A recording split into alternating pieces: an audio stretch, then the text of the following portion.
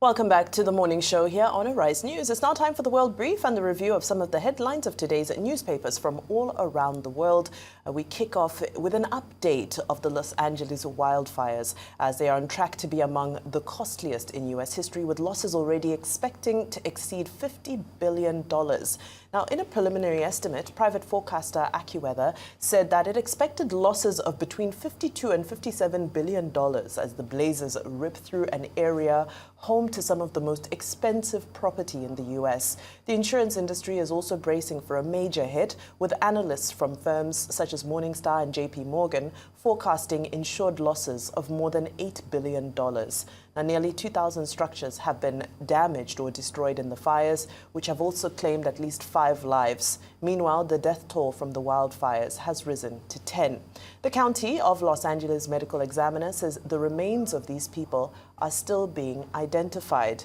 Well, President Joe Biden has said that he's making federal resources available and has approved additional funding to help California battle the devastating fires, saying they were the worst fires to ever hit Los Angeles. Now, the new funding will cover 100% of the cost for 180 days for hazardous materials removal, temporary shelters, first responder salaries, and measures to protect life. I returned from Los Angeles last night, and the devastation out there is catastrophic in California. Thousands of houses, schools, businesses burned to the ground. Communities wiped out, lives lost, families forever changed. They're the worst fires to ever hit Los Angeles, ever. And as soon as these fires broke out, I approved the Fire Management Assistance Grants. That's a term of art and how we get help to local officials. This morning, due to the magnitude of the disaster, I was talking with the governor, and he requested if I could increase the federal funding that was authorized under this legislation from 75% to 90%. We're increasing it to 100% of all the costs to be covered by the federal government for both the fire management assistance grants and the elements of what they call the disaster declaration. So today I'm announcing that the federal government will cover 100% of the cost for 180 days. This is going to pay for things like debris and hazard material removal, temporary shelters, first responders' salaries, and all necessary measures to protect life and property. And folks, I want to underscore, I told the governor and local officials, spare no expense to do what they need to do and contain these fires and in their communities that have really been devastating.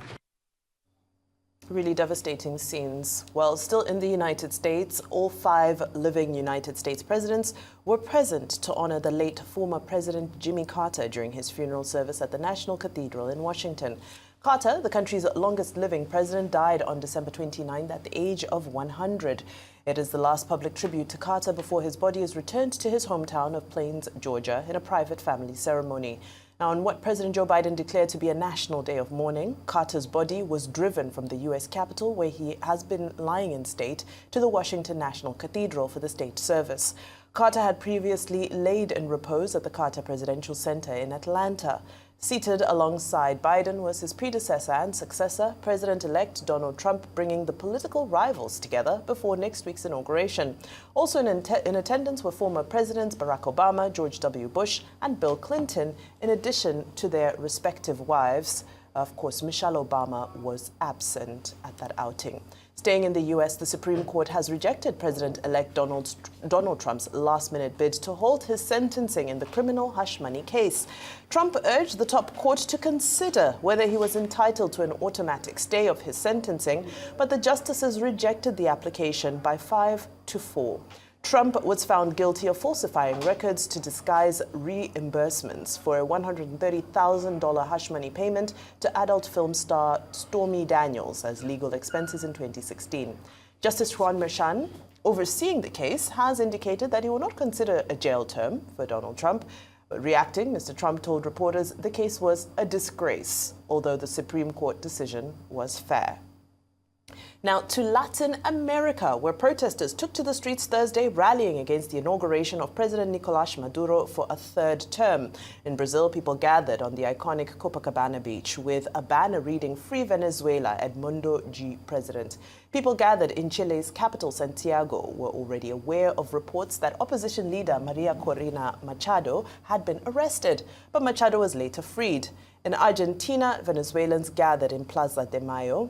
And Venezuela's National Electoral Council, stacked with government loyalists, declared Maduro the winner of the election. But unlike in previous contests, authorities did not provide any access to voting records or precinct-level results.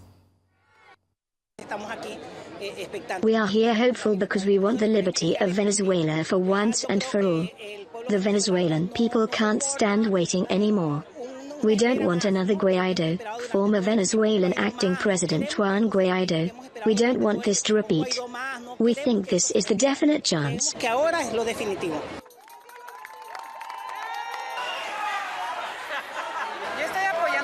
I'm supporting the Venezuelans because it saddens me to see the way they have arrived in my country in the last few years.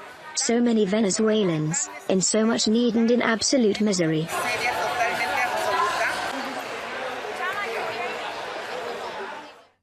All right, so that's a lot happening around the world. Yes, it is. A lot of people focusing on the United States as we count down to Donald Trump's inauguration. Okay, all right, let me stay in the United States then. First of all, with the fires in Los Angeles, it's said to be the costliest disaster in the history of the United States of America. We've seen devastating footage and image with whole communities, neighborhoods razed to the ground. Some of the popular names that we know in LA, just now a shell of itself. A few things have emerged. Number one, yesterday I'd said 2,000 homes were destroyed. Now the numbers have more than doubled to about 5,000 and counting. The death toll is said to not even be determined at the moment because until there's a bit of stability and they're able to detect human life for people who are trapped in homes or who died in their homes, we might not be able to count the true cost in terms of human lives of this fire. Now, there have been conversations around, could the state have handled this better? Shortage of water, that $17 million funding cut to the fire service by the mayor, Karen Bass, and a few other things. But I think a lot more people are looking more towards recovery. I think also importantly is that, or interestingly, is the LA County has come out to say that they arrested some people for looting. So we often see things like this. We talk about here in Nigeria or on the African continent when disasters like this happen and people take advantage of it by going into homes and going into shops to loot. We see that even in the United States of America, people were doing the same and they've been apprehended, about 30 of them apprehended so far by the Los Angeles County. But again, what we'll be looking forward to, like I said, is recovery. I think it's also great to see the community spirit that's risen up since now. A number of restaurants, a number of shops outside, just on the periphery of the county, of the city, have offered to people free homes in their at least free lodging in their car parks, free food for people to come and eat, and just this show what a way to start the year 2025. But let's see, I mean, like you've mentioned, we've often talked about the importance of insurance. Yes, it would be a huge cost to the insurance companies, but to the people who are able to insure their homes, at least there's all hope is not lost and it's not total devastation for them. It's still ongoing, 5 fires simultaneously happening there, so still devastations happening in that area. Now, with regards to President Jimmy Carter's going home final funeral service yesterday, it was quite a spectacle to behold. It was a true honor to him. He had gotten a state funeral in Washington, D.C., and then moved to his home state of Georgia, Plains, Georgia, for a more private ceremony or a more personal ceremony. Now, in attendance, as we saw in that footage, we had all the living presidents, and that shows the honor that was bestowed. We see one of the most viral moments from the funeral, this conversation or this camaraderie between former President Barack Obama Obama and President-elect President Donald Trump.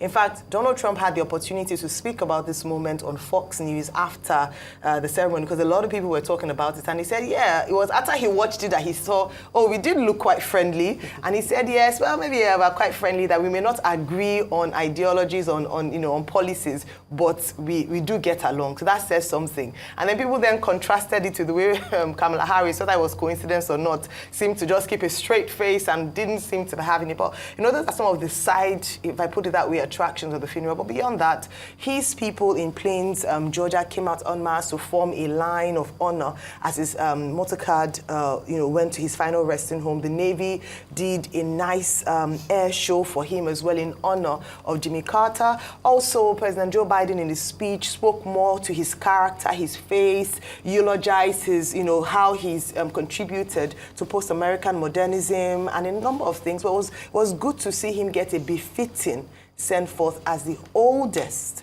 American president in history. I mean, that's lived the oldest, 100 years in last year, and passing away at that age. It's good to see the honor bestowed on him. Okay, very quickly. The update on the LA fires is no longer Los Angeles. At least 2 newspapers in Britain this morning are referring to it as Lost Angeles. Lost. A city that is lost. A city in the grips of nightmare. Many celebrities losing their properties, their choice properties, and the insurance industry saying $80 billion they're looking at in terms of, insurance, insured losses. In fact, above $8 billion. And then also, Luther has been arrested, as has been pointed out. The fire spreading. Yesterday we said five fires could be identified. Now, yesterday, Thursday, there was also Kenneth Fire. Even if Sunset, Woodley, and Olivas fires have been contained, but the fire keeps raging in the Palisades, Eaton, Hurst, Lydia, and Kenneth. But however, the big story now, this morning, it's not even about this. It's the fact that this is linked to climate change. Now, the Copernicus Climate Services Center, the EU Copernicus Climate Services Center, reported yesterday that the climate change rate, the global warming rate, has already exceeded in the year 2024 the 1.5 centigrades, benchmark that was agreed upon in 2015 in the Paris Agreement. In other words, the world is in a more dangerous place now than it was as far back as, maybe 2023. Even if you say that is not too far away. In other words, we're back into a worse situation than we were during the pre-industrial levels. And the Secretary General of the United Nations has been warning that the world is heading to ruin. If climate change average is now 1.6%, this is what is responsible for these wildfires, for this fossil fuel damage that is happening, for low humidity, for the rising levels of the seas, as you have seen in El Nino.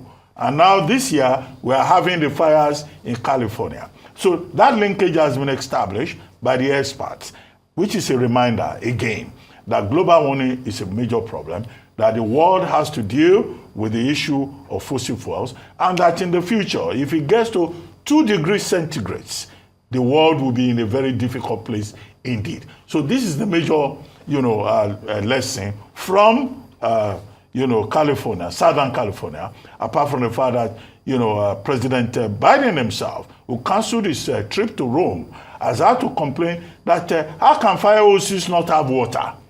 So these are some of the issues. The governor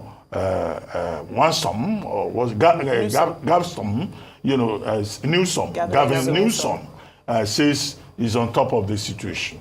But we'll see. But this is a reminder that global warming is real.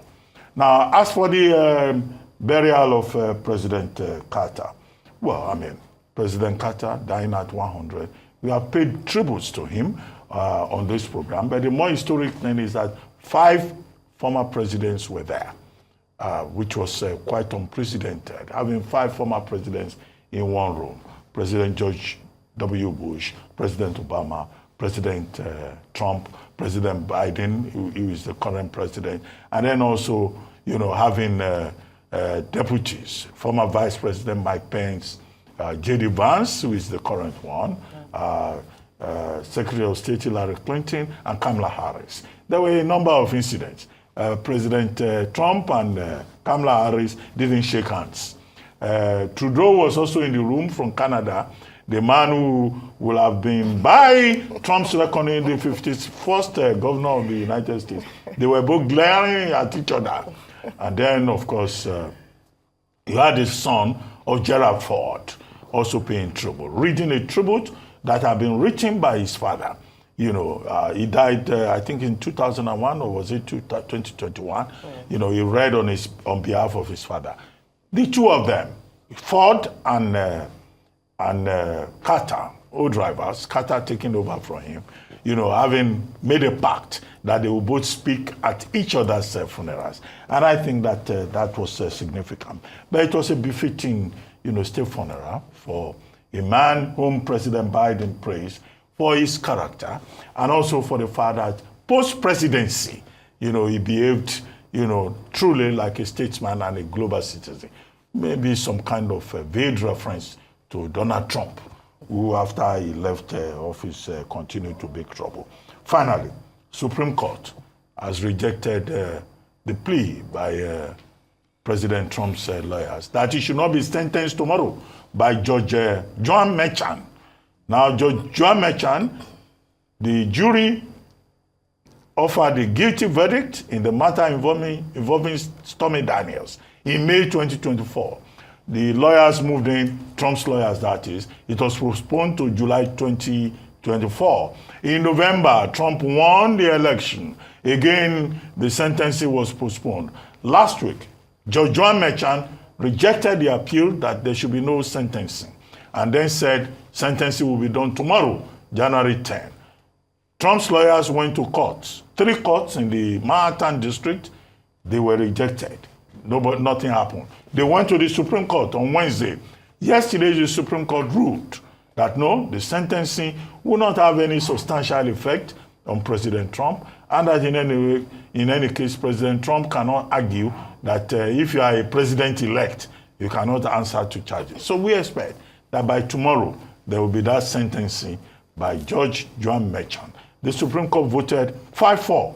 2 conservatives joining 3 liberals voted 5-4 to say that the sentencing should go ahead. What it means is that President Trump, when he's sworn in on January 20, will be a convicted man, effectively.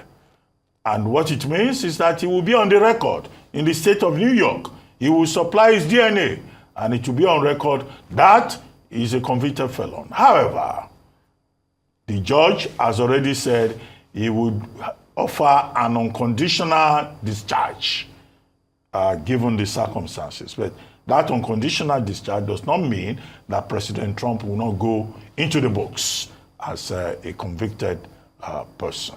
He can appeal. The Supreme Court was very clear. After sentencing, he could still go ahead and appeal. So that's the state of play with regard to that. Absolutely. Thank you very much for that. And also just on the Jimmy Carter funeral, there was that beautiful performance by Garth Brooks and Trish Yearwood of the song Imagine. But unfortunately, he has faced a lot of backlash from Christians. Imagine is a song originally by John Lennon, said to be one of Jimmy Carter's favorite songs, but it has a sentence in it that says, imagine there's no heaven. So a lot of people have, come out and said, oh, what is this? Is this appropriate for a funeral? But anyway, these conversations will always happen.